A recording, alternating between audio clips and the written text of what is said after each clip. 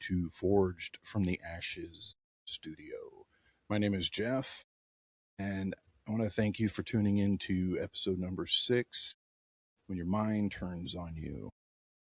In this episode, I'm going to look at the link between addiction and mental health, showing how trauma and self destructive thinking can fuel substance use and intensify the cycle.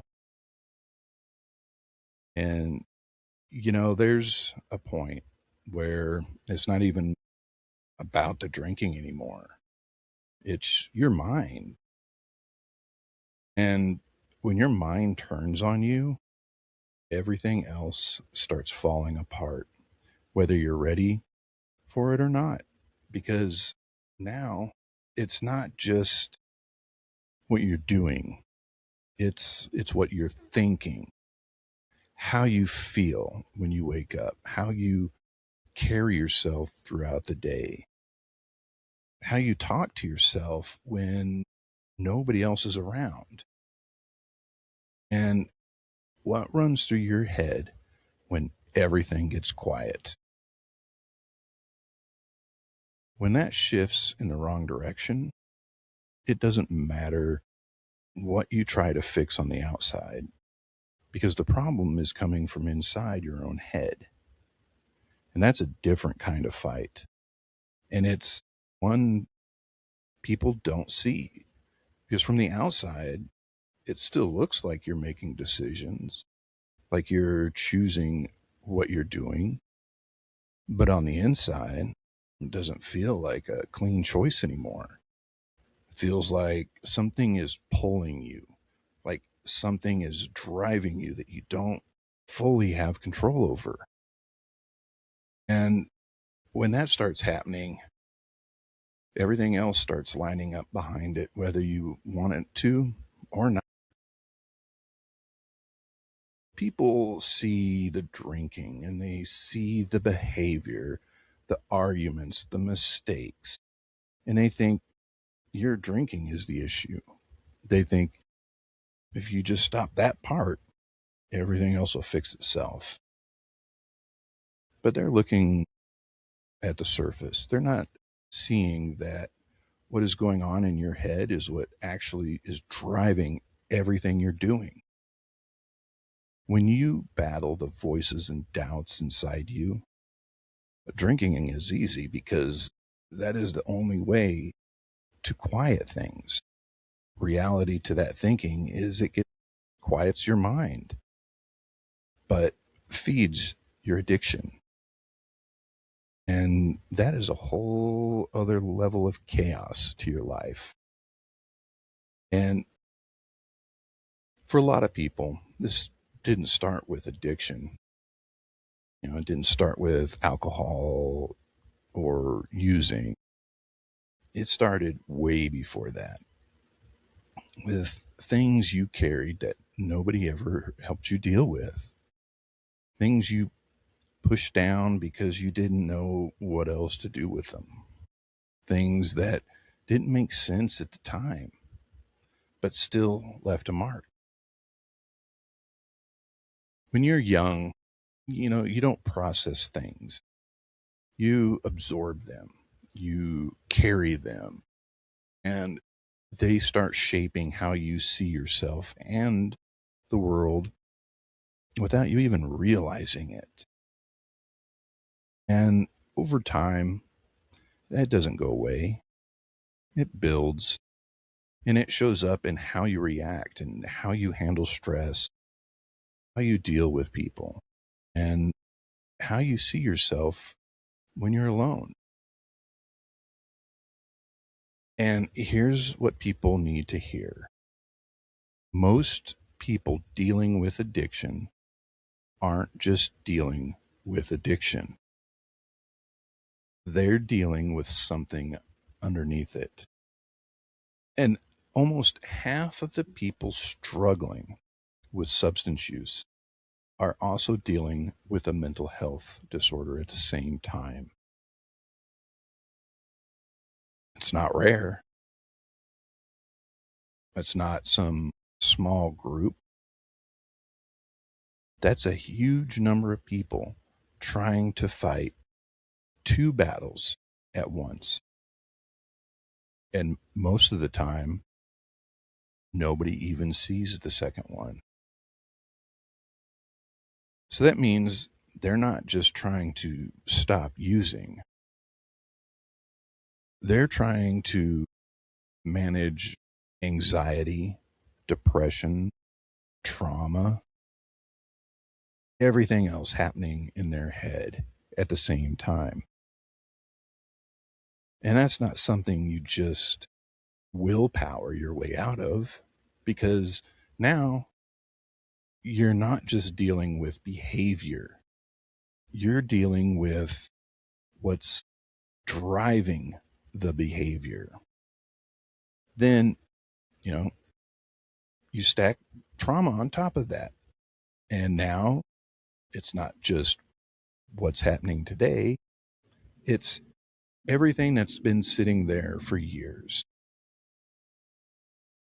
So, over 70% of the people in treatment have some kind of trauma in their past.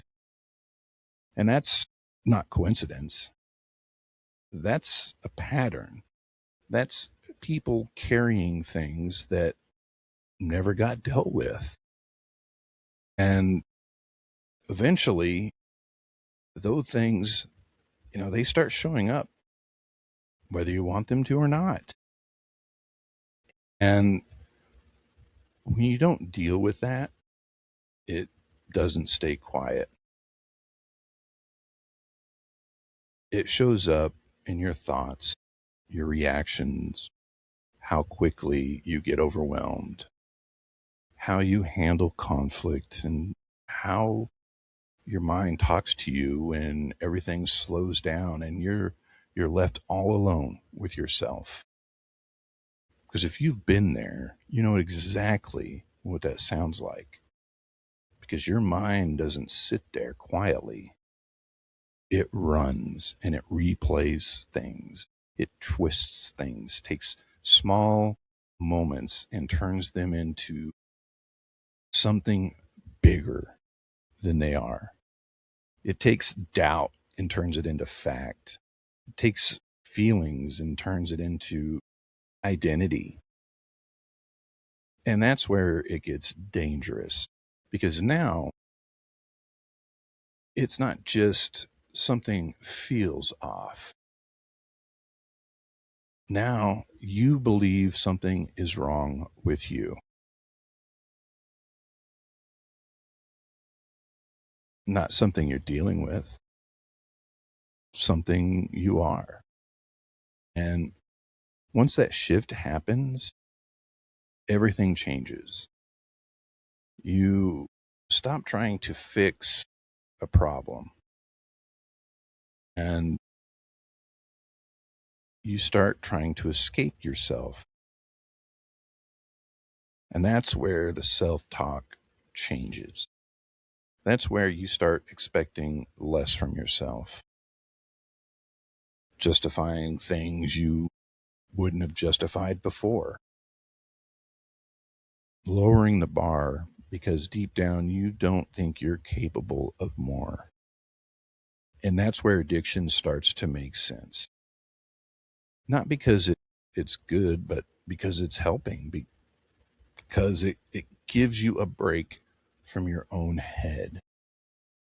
And when your own mind is the problem, even a temporary break feels like something you need.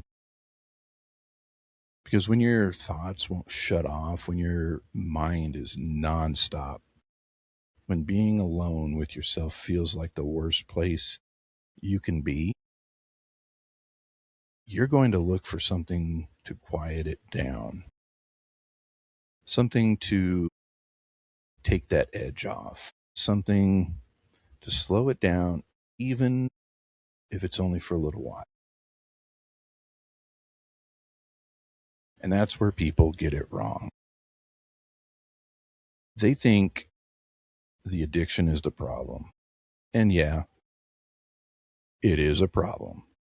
But a lot of the time, it's also a response. It's a response to something deeper. And that's what co occurring disorders actually look like. Not a label or a definition, but a real person dealing with depression, anxiety, trauma, and everything else going on in their head, trying to manage it the only way they know how. And over time, those things don't stay separate. They stack. They feed off of each other. So the mental health makes you want to escape. Okay. The addiction gives you a way to escape. And the consequences of the addiction make your mental health worse. And now you're stuck in a loop that feels impossible to break. And when you stay in that long enough, your mind stops feeling like something that's trying to help you and starts feeling like something that's working against you. Now, that's when it turns on you. That's when your thoughts get darker, the self talk gets louder, and you start isolating. Not because you want to, but because being around people feels harder than being alone with your own thoughts, even when those thoughts are tearing you apart. And that's the part people don't see. They see the outside, the behavior, the decisions, but they don't see the war going on in your head. They don't hear the way you talk to yourself or feel what it's like to carry years of things you've never dealt with while trying to act like everything is fine. And that's why this gets misunderstood so much. Because if you've never lived it, you don't realize how deep it actually goes. You know, for me, growing up, if you looked at my life from the outside, you'd probably say, it wasn't that bad. Growing up, my parents were together for till I was probably junior high ish. And, but they were together. My dad had a solid union job. He did HVAC. My mom worked for the phone company. Back then it was Mountain Bell. And there was stability. You know, I had baseball practice on the weekdays, baseball games on the weekend. You know, there wasn't drugs or chaos that people usually point to and say, that's where it started. From the outside, it looked normal. But what people don't see is what it felt like. Because behind all of that, something was off. So, my mom's family, her mom and dad, hated my dad. And I'm not 100% sure on why they hated, but my mother had told me that they didn't like him. Of course, my dad said that they hated him, you know, and, but nobody ever told me the full story. But you could feel it, especially from my grandfather, my mother's father. He didn't even try to hide it. Always short, always rude, just a mean person every time I was around. And that didn't just land on my dad, it landed on me too. And that kind of thing doesn't need to be explained to a kid. They feel it without needing the words for it. And then there was my mom.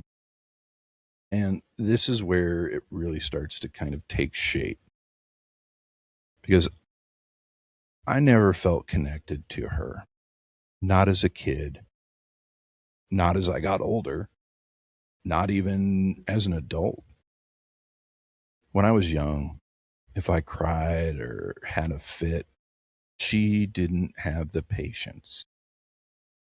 It didn't get handled with care. It turned into anger. And sometimes it turned physical. I remember my dad coming home and, he would ask my mom, what happened? He'd see bruises on my arms, and the excuses, they were all the same. I fell. And yeah, granted, I was a kid, I played a lot. I got hurt, but not like that. And at one point, I ended up with some kind of a wound on my chest that's now, this huge scar that nobody could explain. I I personally don't remember the wound, but I had asked her about it multiple times and got nothing but denial. And at one point, I was seeing a cardiologist, and I even asked him. I said, "Hey, what does this scar look like?" And he had mentioned. He said, "Well, kind of looks like from a tube being put in your chest." And I was like, "Wow, something that might have had to do with my heart or something serious." But still, nothing. No answers, no acknowledgement, nothing that made it make sense. As a kid, you don't process that logically. You start questioning yourself. You start wondering if what you're feeling is even real. And the biggest thing that came out of that was this feeling that I didn't matter. Like, whether I was there or not didn't really make any difference. And that sticks with you. That doesn't just go away. Then my sister was born, and she's 8 years younger than I am. And kind of from that moment on, everything just started to shift. Now, again, granted, you know, she was a baby, and I understood that. But everything revolved around her, and I felt like I got pushed to the side. Maybe that wasn't the intention, but that's what it felt like. And family functions were the same way. On my mother's side, my cousins and my sister were always the focus. And my dad and I were just kind of there in the background. Don't get me wrong, I would play with my cousins and I would have fun. But when it came to any kind of emotional contact or emotional whatever between my grandparents and myself, that wasn't there. And I remember asking my dad one time, I was probably around 9 or so, and I had asked him, I was like, Dad, why doesn't grandpa like me? And that question doesn't come out of nowhere. That comes from a feeling, and that comes from feeling it over and over again until you finally have to say it out loud. And my mom wasn't any different. I spent my whole life wanting something from her that I never got. Not in some desperate way, just wanting her to see me, to acknowledge me, to I would do something good and want her to notice. And it just wasn't there.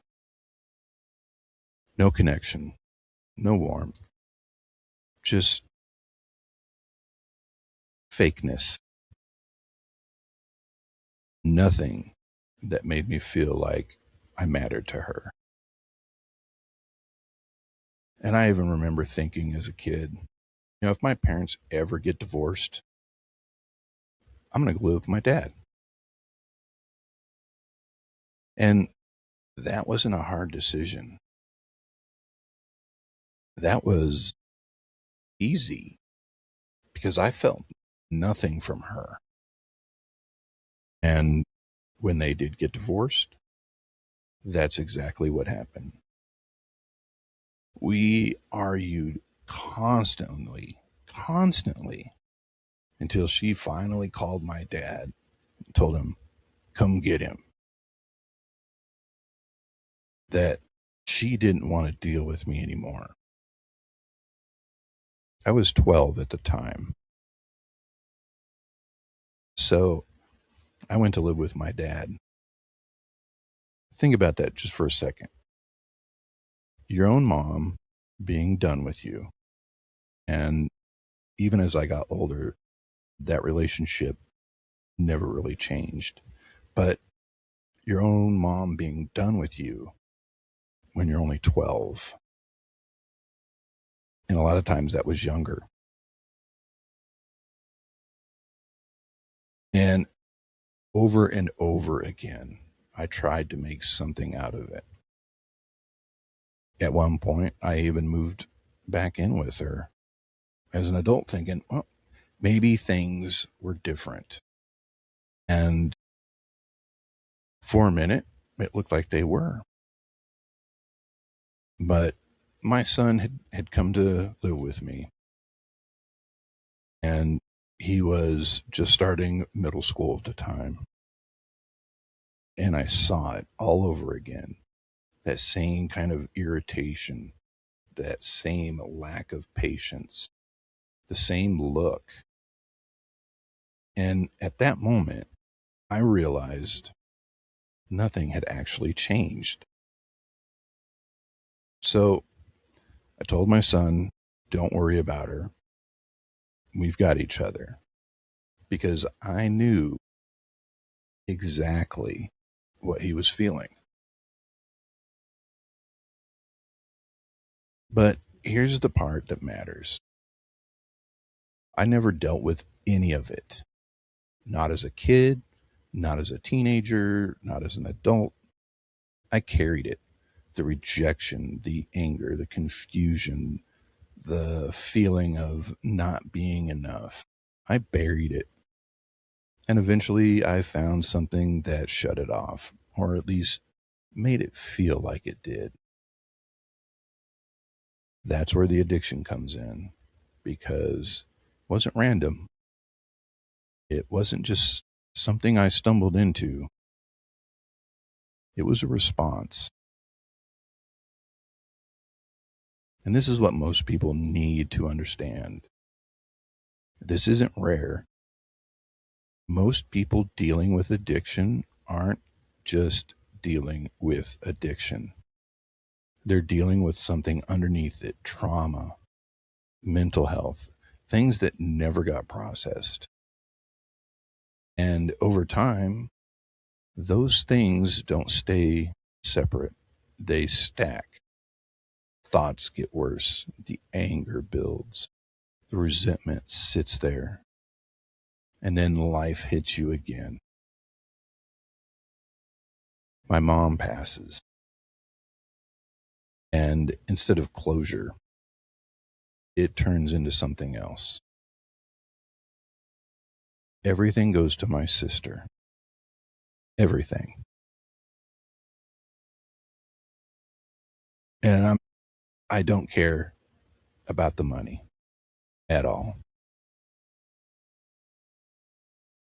But not even being asked if I wanted anything from her house. Not even a conversation. Nothing. And in that moment, everything I felt growing up came rushing back. And it confirmed something I had felt my entire life. That feeling, that I didn't matter, it was real.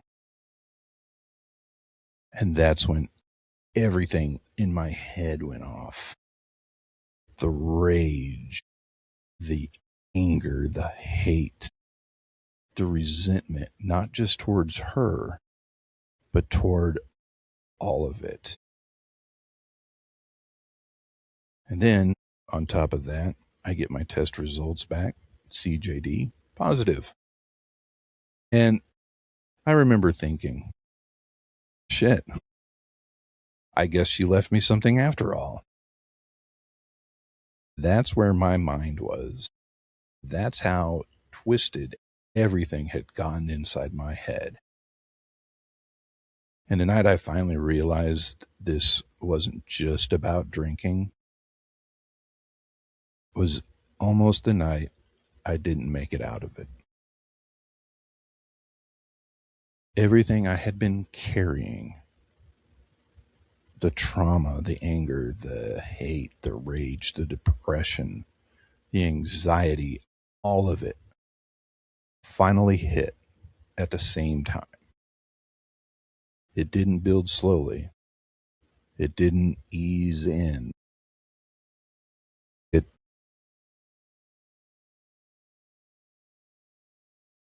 That night was bad. I had been drinking a lot. Like a lot. And I ended up fighting with my wife. Not physical, verbal arguments, fighting. And everything was spiraling. Spiraling bad. And I had my gun on me that night. And at that moment, it wasn't just a thought anymore. It was real. You know, my wife and I were fighting so much that she decided to let me cool off in the shop. So she left me in the shop. And, later I remember her telling me that she was scared to come back in the shop because she didn't know what she was going to find. She didn't know if I was going to be alive. And truth is, I didn't know either because I was right there, that close to ending it, that close to making a decision that can't be undone. And looking back on that now, that wasn't just addiction. That was mental health, trauma, depression, anxiety, years of things I never dealt with, all crashing at once. And I was trying to manage all of that with alcohol. Well, that's not a fair fight. That's not a fight you can win. And that's when it finally hit me. This isn't just drinking. This isn't just some bad habit. Something is wrong on a deeper level. And this is where people get it twisted because they hear words like addiction or substance abuse and think it's just bad decisions. But that's not what this is. Okay. Addiction is a disease. What gets written down, what gets labeled is substance use disorder. That's a diagnosis. But what's actually happening underneath that is a disease tied into your mind, your trauma, your mental health, everything you've been carrying. And when you stack all of that together, you're not fighting one thing anymore. You are fighting multiple things at the same time, and they feed off of each other. The mental health makes you want to escape. The addiction gives you a way to escape. And the consequences of that addiction make your mental health worse. That's the loop. That's what co-occurring disorders actually look like in real life. And when I look at the numbers now, I don't just see statistics anymore. I understand them because I was almost one of them. And that's why this matters, because we don't talk about this enough. We don't talk about how often addiction and mental health show up together and how dangerous that combination really is. So if you're listening to this right now and you're in that place, if your mind feels like it's turning on you, and if you're having thoughts about hurting yourself or others, you're not alone. There is help. In the United States, you can call or text 988, the Suicide and Crisis Lifeline, or you can chat via 988, Suicide and Crisis Lifeline. It's free, it's confidential, and it's there 24/7. You don't have to fight this alone. This isn't just a struggle, it's a war. And if you're in it, you're not weak. You're dealing with something deeper than most people understand. Okay, here's the part that matters.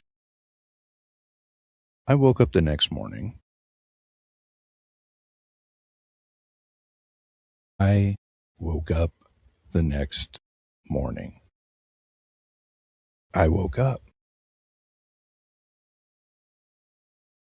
And that gave me another chance. Not because everything was fixed, but because I finally saw the truth. This wasn't just addiction. This was everything.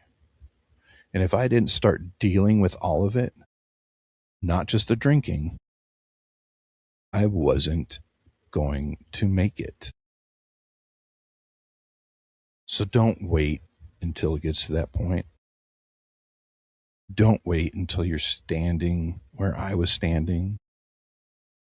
Because once you see it, you have a chance to do something about it.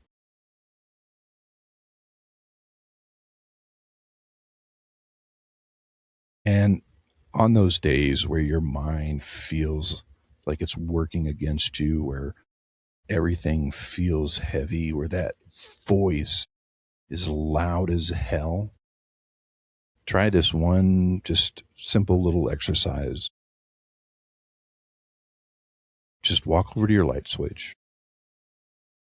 turn the lights on, and just tell yourself, all right, the good days are back on. Because you're still here. And that means you've still got a chance.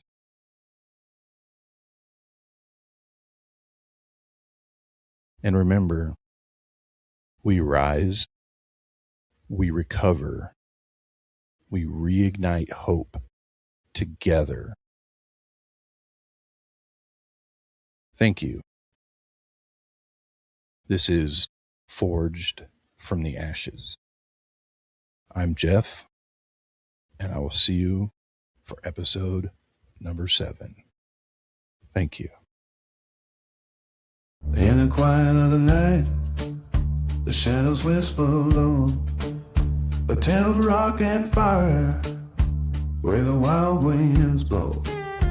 Through the dust of broken dreams, I found my way back home, with a heartache lingers still, and a lonely road.